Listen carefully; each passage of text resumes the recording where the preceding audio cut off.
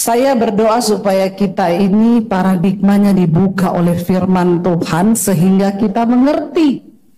Saya pengen kita baca rahasia untuk kita diberkati Tuhan. Yuk buka bersama di dalam kitab Ulangan.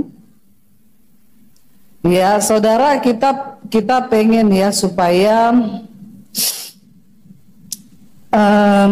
hidup kita ini benar-benar berjalan sesuai dengan firman Tuhan. Ya, saya pengen kita membaca sebentar. Ini tadi tidak masuk di catatan saya ya, karena tadi pagi saya khotbah tentang sesuatu yang lain. Tapi ini kalau Tuhan suruh kita belajar, ya Ulangan pasal yang ke-30 kita lihat saudara.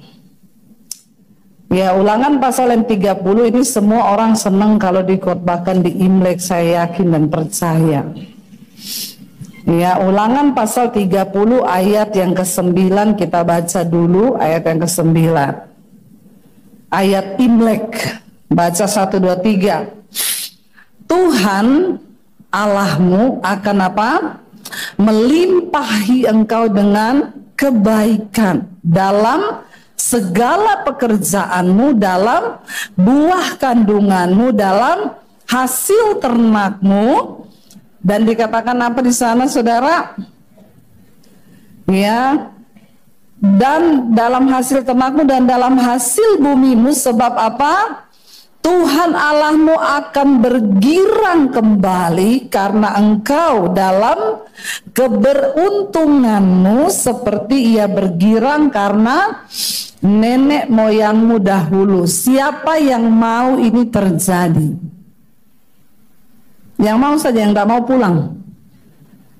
Semua mau toh? Enak sekali baca ayat ini ya, coba saya ulangi. Tuhan Allahmu akan melimpahi engkau dengan kebaikan dalam segala pekerjaanmu, dalam buah kandunganmu, dalam hasil ternakmu, dan dalam hasil bumimu. Sebab Tuhan Allahmu akan bergirang kembali karena engkau dalam keberuntunganmu seperti ia bergirang karena nenek moyangmu dahulu.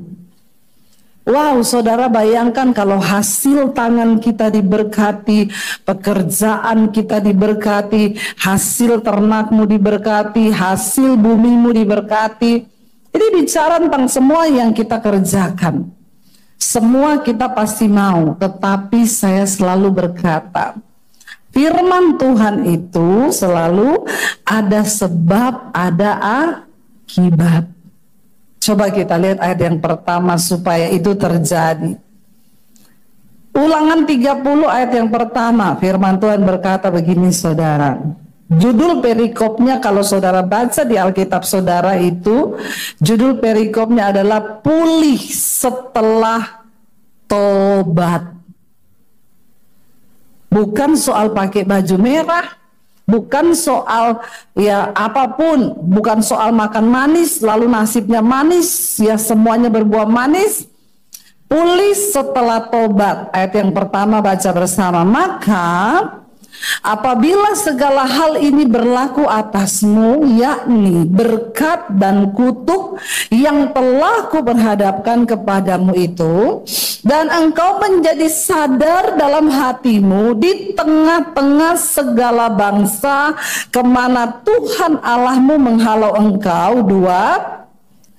Dan apabila engkau berbalik kepada Tuhan Allahmu dan mendengarkan suaranya sesuai dengan segala yang kuperintahkan kepadamu pada hari ini, baik engkau maupun anak-anakmu dengan segenap hatimu dan dengan segenap jiwamu. Ayat 3. Maka Tuhan Allahmu akan memulihkan keadaanmu dan akan menyayangi engkau. Ia akan mengumpulkan engkau kembali dari segala bangsa kemana Tuhan Allahmu telah menyerahkan engkau. Ayat 4. Sekalipun orang-orang yang terhalau daripadamu ada di ujung langit, dari sana pun Tuhan Allahmu akan mengumpulkan mereka kembali, dan dari sana pun ia akan mengambil engkau. Ayat 5. Tuhan Allahmu akan membawa engkau masuk ke negeri yang sudah dimiliki nenek moyangmu, dan engkau pun akan memilikinya pula. Ia apa? Akan berbuat baik kepadamu dan membuat engkau banyak melebihi nenek moyangmu. Dan Tuhan Allahmu akan menyunat hatimu dan hati keturunanmu sehingga engkau mengasihi apa? Tuhan Allahmu dengan segenap hatimu dan dengan segenap jiwamu, supaya engkau hidup. Ayat 7. Tuhan Allahmu akan menjatuhkan segala sumpah serapah itu kepada musuhmu dan pembencimu yang telah mengejar engkau. Engkau akan mendengarkan kembali suara Tuhan dan melakukan segala perintahnya yang kusampaikan kepadamu pada hari ini. Baru ayat 9 berkata, Tuhan Allahmu akan melimpahi engkau dengan kebaikan dalam segala pekerjaanmu, dalam buah kandunganmu, dalam hasil ternakmu, dan dalam hasil bumimu. Sebab Tuhan Allahmu akan bergirang kembali karena engkau dalam keberuntunganmu, seperti ia bergirang karena nenek moyangmu dahulu. Saudara, perhatikan baik ayat ini berkata, Tuhan itu bergirang dengan engkau dalam keberuntungan. Sebenarnya kalau kita diberkati, Tuhan senang enggak? Senang, saudara. Waktu hidup kita diberkati, Tuhan senang. Kenapa Tuhan senang kalau kita diberkati? Karena tujuan Tuhan memang Dia ingin memanggil kita untuk bisa menikmati berkatnya. Tapi sayangnya banyak orang Kristen yang mengaku anak Tuhan, justru hidupnya jauh dari berkat Tuhan. Kenapa, saudara? Ayat ini dengan jelas berkata, saudara, ternyata dosa itu menjadi penghalang keberuntungan dalam hidup kita. Tuhan berkata kepada Yosua, perhatikan baik-baik. Jangan engkau menyimpang ke kanan dan ke kiri, supaya perjalananmu di dunia ini apa? Berhasil dan beruntung. Banyak orang kelihatannya berhasil, tapi tidak beruntung. Sibuk terus, saudara. Sibuk kerja, sibuk pelayanan, sibuk kelihatannya ya pelayanannya banyak, gerejanya banyak, tapi dia nggak mendapatkan keuntungan karena dia melakukannya bukan berdasarkan firman Tuhan. Saya tuh baru ngobrol-ngobrol tadi di ruang dalam dengan Pak Michael. Kita pun sebagai hamba Tuhan, kita harus melakukan apa yang Tuhan mau, bukan apa yang kita mau. Sekalipun kita mampu, ya kita mampu. Tapi apa yang Tuhan mau? Saya ingat, saudara, waktu saya dipanggil Tuhan, bukan dipanggil mati ya. Waktu saya dipanggil Tuhan pindah dari Solo ke Jakarta, saya protes sama Tuhan. Saya bilang gini, Tuhan, ya aku ini kurang apa loh? Saya sudah nyaman di Solo, saya juga sudah beli rumah di Solo. Kalau saya pindah dari Solo ke Jakarta, Itu pergumulan lagi loh buat saya. Ngapain sih Tuhan? Toh juga saya di Solo itu sudah pelayanan dari hari Senin sampai hari Minggu. Saya dulu hari-hari biasa itu diundang khotbah di perusahaan-perusahaan. Hari Minggu saya khotbah di gereja. Ngapain Tuhan itu panggil saya pergi dari Solo? Lalu Tuhan tuh bilang begini sama saya, kamu memang sibuk pelayanan di Solo, tapi kamu melakukan bukan apa yang aku mau, tapi apa yang kamu mau. Lalu Tuhan tuh sampai memberi saya gambaran, saudara, begini. Contoh kalau kamu punya pembantu rumah tangga, terus kamu pesan sama dia, Mbak, nanti kamu cuci spray ya, semua spray ambil dicuci. Saudara pulang, saudara tanya, kamu sudah cuci spray? Saya enggak suka cuci spray, Bu. Saya cuci horden hari ini. Loh kenapa? Kan saya suruh, saya enggak mau cuci spray. Saudara kira-kira kalau punya pembantu yang begitu, saudara marah enggak? Yang saudara suruh dia enggak lakukan, saudara marah atau senang? Kayaknya senang semua ya orang Surabaya ini ya. Diam-diam baik loh. Saya dulu waktu masih kecil punya pembantu, saudara. Pembantu yang bikin peraturan di rumah. Dia bilang begini, kalau saya sudah cuci piring, jangan ada yang makan. Saudara, ya. Jadi kalau dia udah cuci piring, kita tuh takut mau ke dapur. Nggak boleh kotor, nggak boleh apa, karena dia sudah cuci piring. Lama-lama yuk kita jengkel toh. Kalau kita beli apa-apa dia marah. Kamu kok beli apa-apa, saya nggak mau beliin. Jadi kita tuh kalau beli apa-apa pulang kita sembunyi-sembunyi takut dia lihat. Tapi ya karena kita merasa waktu itu kita butuh dia, jadi ya kita juga banyak mengalah. Tapi lama-lama kita pikir gila ya. Sampai satu kali kakak saya dipukulin sama dia pakai sapu. Gara-gara dia sudah cuci piring, kakak saya makan. Piringnya ditaruh tempat piring kotor, dia ngamuk, dia marah, kakak saya dipukul pakai sapu. Papi saya bilang, hari ini juga saya pecat kamu. Akhirnya dia disuruh pulang kampung. Lah iya saudara, masa kita suruh kita yang gaji dia, kita bayar dia, tapi dia ngatur kita. Saudara, engkau ikut Tuhan, kalau kau ikut mau-maunya sendiri, sama kayak model begitu di hadapan Tuhan. Halo? Kanan kiri bilang bertobat. Jengkelin Tuhan enggak begitu? Dalam segala perkara loh, kita harus belajar bertanya kepada Tuhan. Benar saudara, termasuk dalam hal menggunakan uang, kekayaan, jabatan, apapun, tanya Tuhan. Tanya Tuhan. Pak Michael kalau mau buka gereja, tanya Tuhan. Amin.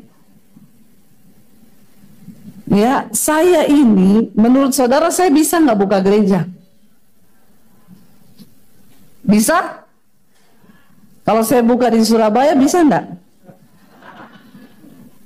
Saudara mau jadi jemaat saya?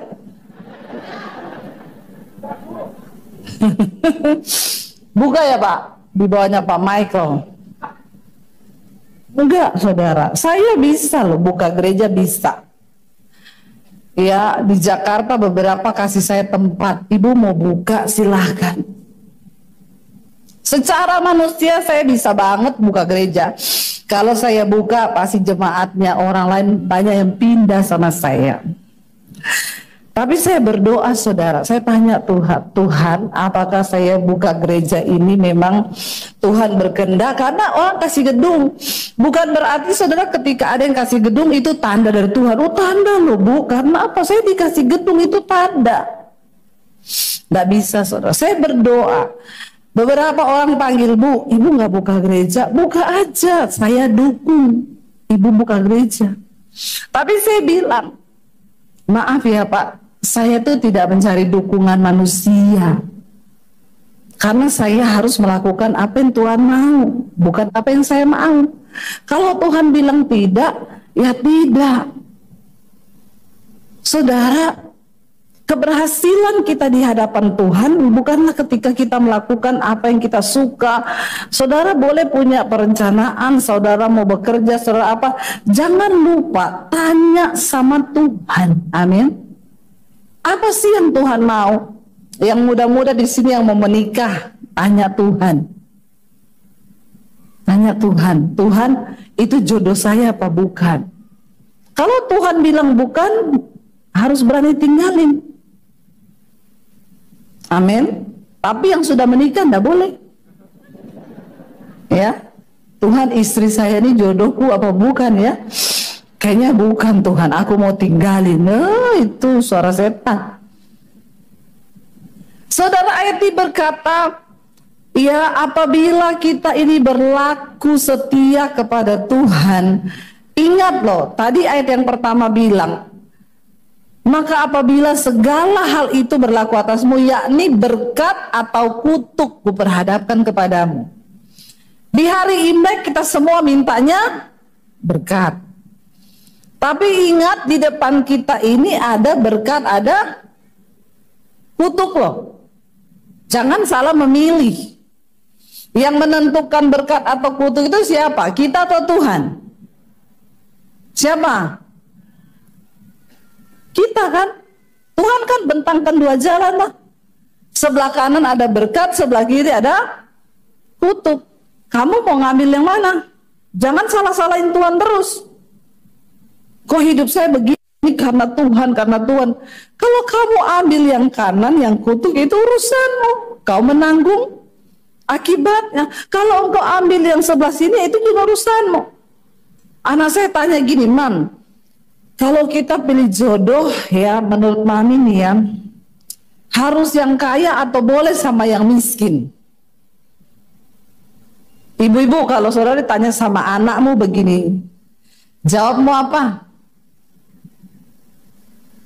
Ayo jujur. Pilih jodoh cari yang semua kaya. Memang duniawi semua. Lah saya ini kan hamba Tuhan. Saya harus jawab anak saya. Tapi saya ini juga mamanya dia. Kalau saya bilang nggak apa-apa miskin, lalu dia cari miskin beneran.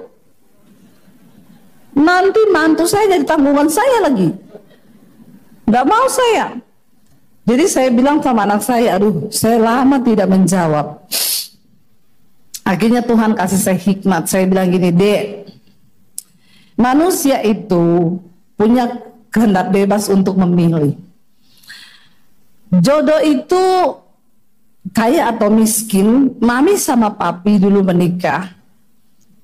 Ya, kita berdua memulai dari nol. Kalau kamu tanya Mami, ada nggak yang seneng sama Mami orang kaya? Banyak. Biasa aja, keles. Nggak usah tertawa mengejek begitu. Ini asli loh saya cerita. Tapi kenapa akhirnya Mami memilih papi yang naik motor? Naik motor, tidak punya uang lah. Sampai teman saya bilang, bodoh, harusnya itu loh, sudah berkepribadian, rumah pribadi, mobil pribadi, deposit pribadi, berkepribadian. Tapi Mami memilih papimu. Kenapa? Karena ada sesuatu yang berharga di dalam diri papimu. Apa itu, Mam? Dia menghormati Tuhan. Mami tahu firman. Orang yang menghormati Tuhan pasti akan diberkati.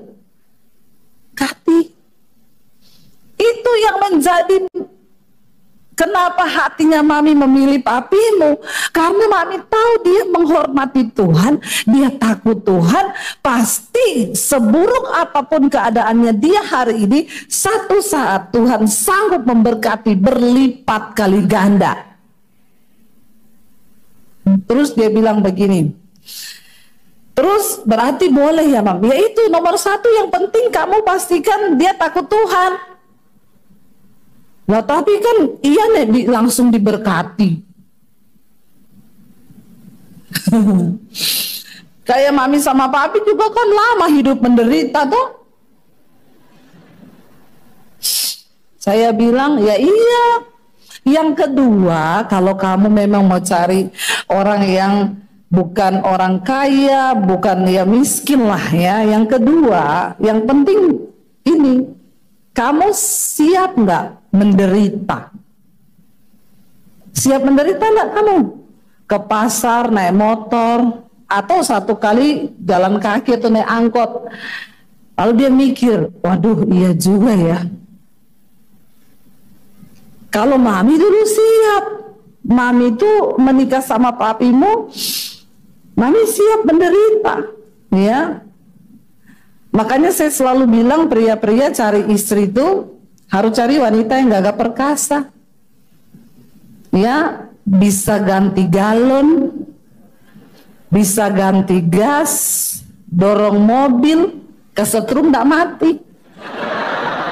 Saya banget itu.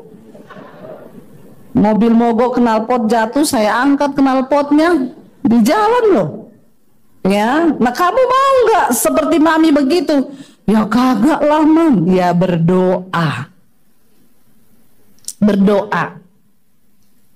Saudara, kita ini Tuhan perhadapkan di depan kita ada berkat, ada kutuk. Saya bilang. Tapi kamu juga jangan menikah sama orang kaya yang gak takut Tuhan. Percuma, buat apa kamu nikah sama orang kaya kalau gak takut Tuhan? Ya, mending yang biasa-biasa aja tapi takut Tuhan. Nomor satu, ya, syarat utamanya menikah itu cari yang takut akan Tuhan. Ya, sebab kalau dia takut Tuhan, ya pasti hidupmu berbahagia sebab Tuhan menyertai. Saudara, di depan kita diperhadapkan ada berkat, ada kutuk. Mana yang kau mau ambil? Itu keputusan kita dan itu tanggung jawab kita. Tuhan bilang ayat 2, apabila engkau berbalik kepada Tuhan Allahmu dan mendengarkan suaranya sesuai dengan segala yang diperintahkan kepadamu pada hari ini, maka baik engkau maupun anak-anakmu dan segenap hatimu dengan segenap jiwamu, ya kita ini pasti akan dipulihkan keadaanmu. Dikatakan maka Tuhan Allahmu akan memulihkan keadaanmu. Tidak ada nasib yang sudah terlanjur. Bersama dengan Tuhan dia sanggup memulihkan, asal kita mau dengar-dengaran kepada suara Tuhan. Dikatakan asal engkau mau dengar-dengaran kepada firman Tuhan, berbalik kepada Tuhan, tinggalkan dosa, hormati Tuhan, mendengarkan suaranya, hidup sesuai dengan firman Tuhan. Saya berdoa di tahun baru ini saudara juga mengalami hidup yang baru, terobosan yang baru, karena kita mengambil keputusan untuk berbalik kepada Tuhan saudara. Bukan karena hanya ingin berkat-berkatnya, karena di hidup ini kutuk Tuhan bisa rubah jadi berkat loh. Kalau saudara sudah terlanjur ambil nih, aduh saya sudah terlanjur berdosa nih mengambil jalan kutuk, Tuhan sanggup mengubah asal kita mau berbalik. Karena Tuhan itu turut bekerja dalam segala perkara untuk mendatangkan kebaikan. Tadi pagi saya cerita gambaran tentang kemalangan dan keberuntungan. Satu kali ada seorang petani di satu desa, dia itu hidup hanya dengan anaknya dan mereka cuma punya 1 ekor kuda yang dipakai untuk mencari nafkah. Satu saat kuda itu lepas dari kandangnya, dia lari dan tidak pulang saudara. Apakah menurut saudara itu kemalangan atau keberuntungan? Malang atau untung? Tolong jawab. Malang. Dan benar, seluruh tetangganya datang kepada petani ini dan berkata, kami ikut bersimpati karena kemalangan yang menimpa engkau. Petani itu bilang begini, tunggu dulu, ini bisa jadi kemalangan tapi juga bisa jadi keberuntungan. Siapa yang tahu kalau Tuhan mengubah? Tidak lama kemudian, 1 minggu kemudian, kuda itu kembali. Bukan sendiri, dia ajak 100 kuda liar tanpa Tuhan datang ke kandang itu. Untung enggak? Tadi katanya malang. Untung kan? Tetangganya semua datang. Pak, aduh ya ampun, betapa beruntungnya kamu ya. Ternyata kuda itu pergi tapi dia kembali mengajak 100 kuda lain. Petaninya ngomong, jangan ngomong itu dulu. Nggak ada yang tahu ini keberuntungan atau kemalangan.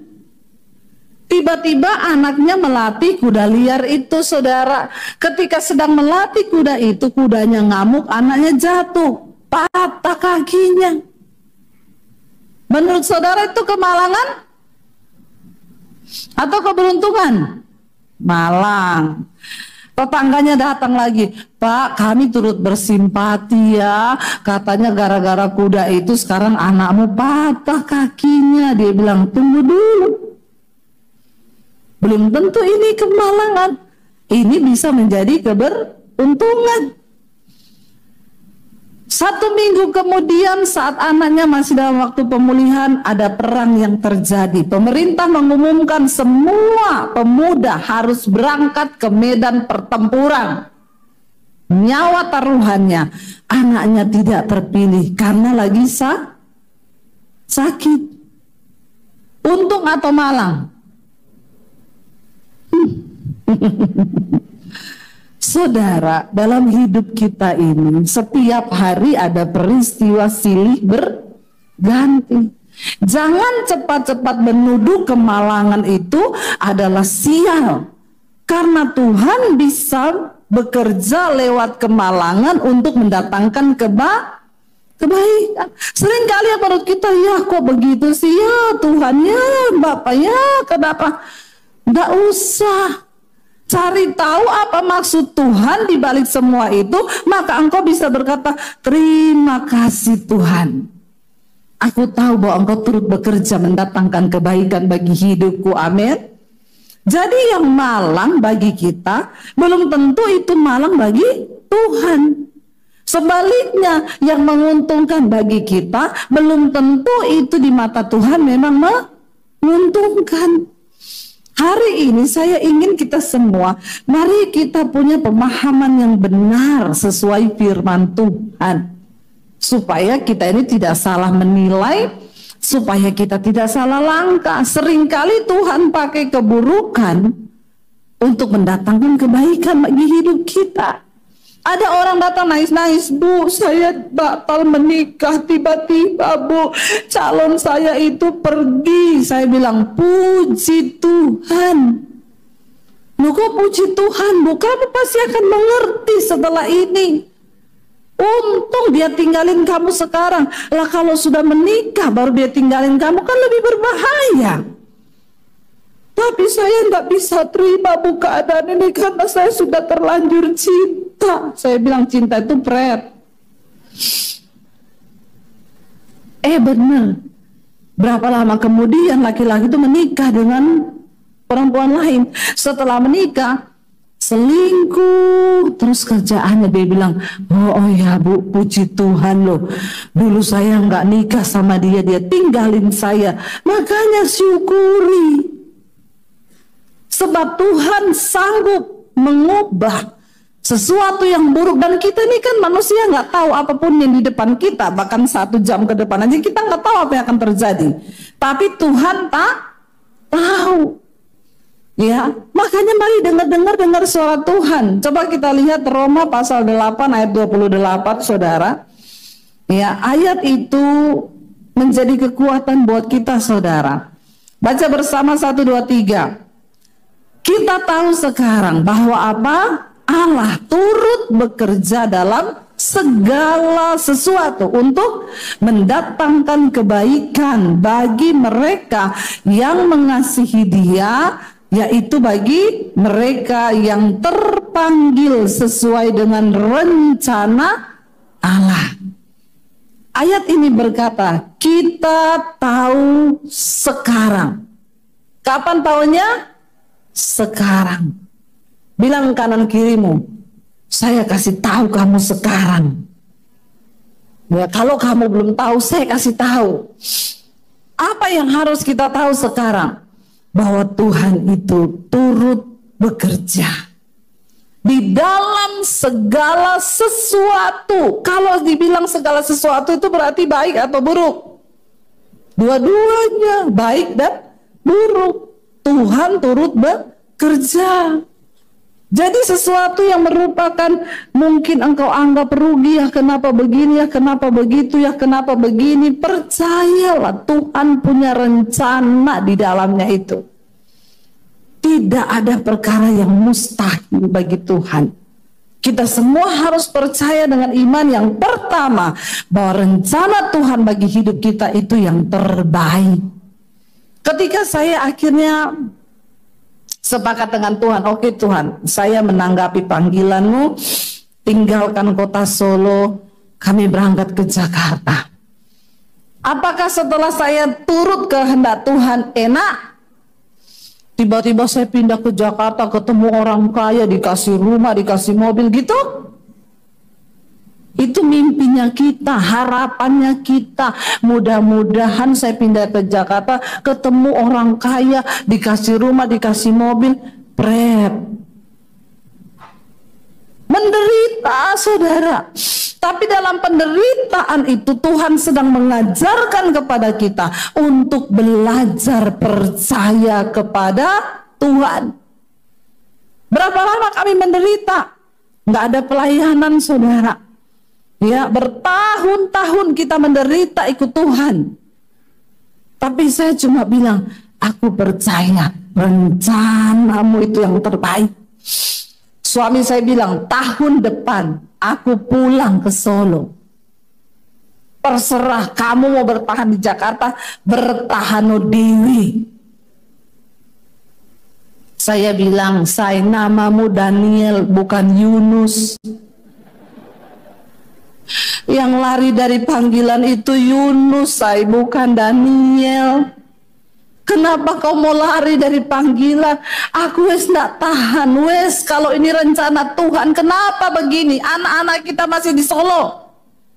Anak saya 3, yang kecil masih TK, baru masuk TK. Wes nek kowe meh bertahan dewi. Suami saya bilang begitu. Saya bilang, Tuhan, bener lo deh ngomong. Dia suruh aku bertahan dewi. Dan firman-Mu berkata, istri itu harus tunduk pada. Kalau dia minta saya pulang Solo, ya aku pulang, Tuhan, maaf. Di Solo kita punya rumah, enak, udah ada pelayanan. Di sini setahun tidak ada pelayanan. Ya wes Tuhan, saya berdoa malam itu, Tuhan, Engkau berurusan dengan suamiku ya. Aku tidak mau Tuhan, nanti berantem. Tiba-tiba lagi tidur tengah malam, bangun saudara, basah roh duduk, doa. Saya bilang, Tuhan sudah berurusan. Saya tanya, kenapa saya? Kita tidak boleh pulang. Kita bertahannya di sini. Puji Tuhan. Bertahan.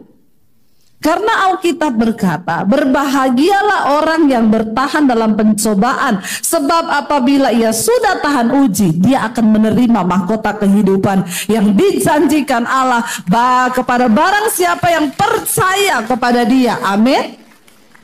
Tapi di dalam bertahan itu, saudara, suruh bertahan. Tidak gampang. Kalau bertahan dalam suasana enak, enak. Lah bertahan dalam suasana yang tidak enak itu yang saya cerita. Sampai kita pulang ke Solo, pernah mau lihat anak, nggak ada duit, naik motor. Saya pulang ke Solo 18 jam. Hujan deras dari Jakarta sampai di Solo, tangan saya biru. Di jalan saya cuma nangis, lihat ke langit dan berkata, karepmu Tuhan, karepmu. Sudah tidak ada kata-kata, saudara. Ya, tapi itulah cara Tuhan. Hari ini saya ada di sini untuk bersaksi kepada saudara. Saya melihat Tuhan membuat semua itu indah pada waktunya. Karena itu Alkitab bilang, jangan berhenti. Jangan berhenti, siapa tahu besok Tuhan udah jawab doamu. Kalau engkau berhenti di sini, engkau tidak akan pernah melihat kemuliaan Tuhan. Saya diproses nggak 1-2 tahun. Kami di Jakarta itu 13 tahun. Baru kami mengalami masa yang seperti hari ini, 13 tahun. Saya ikut Tuhan Yesus tahun 95, menderita, nikah sama suami, menderita. Dalam hati saya memang ikut Tuhan begini toh. Oh iya ya kan lagunya ada toh. Saya mau iring Yesus, saya mau iring Yesus sampai selama-lamanya. Meskipun apa? Susah, menderita dalam dunia. Memang kan lagunya itu toh. Itu harus sering-sering saudara nyanyikan untuk menjadi kekuatan. Ya, jangan pernah berhenti. Alkitab berkata, sebab kalau engkau tidak menjadi lelah, maka engkau akan melihat kemuliaan Tuhan. Saya bilang sama suami saya undang para imam musik maju, saya bilang, kita berdua sering ngobrol. Suami saya bilang, iya ya, kalau kita nggak dibentuk Tuhan nggak mungkin loh. Kalau 10 tahun yang lalu Tuhan berkati kami seperti hari ini, kayaknya saya tidak menjadi seperti Debbie Basir yang hari ini, saudara. Kalau Tuhan berkati kami seperti sekarang itu 10 tahun lalu, saya nggak kasih jadwal ke Pak Michael. Ya, kenapa? Aku nggak pelayanan lagi sekarang, Pak. Kenapa? Jadi YouTuber. Saya nggak mau pergi ke daerah, naik pesawat, jauh, lama. Kemarin saya dari Makassar, Semarang, Solo, kemarin naik kereta, ya ke sini. Di stasiun balapan. Saya syuting keretanya, suami saya bilang, ingat zaman susah dulu ya saya. Di situ kita bisa melihat kasih Tuhan loh. Ya. Sampai saya ingat lagunya, Neng stasiun balapan, kota Solo yang jadi kenangan, koe karo aku. Ada kenangannya dalam Tuhan. Masa susah kita lewati dengan air mata. Ingat dulu pulang balik Jakarta naik kereta. Tapi semua dibuat Tuhan indah pada waktunya. Asal kita mau bertobat. Bangkit berdiri bersama saudara. Dia Tuhan yang turut bekerja dalam segala keadaan di hidup kita. Katakan pujian ini bersama.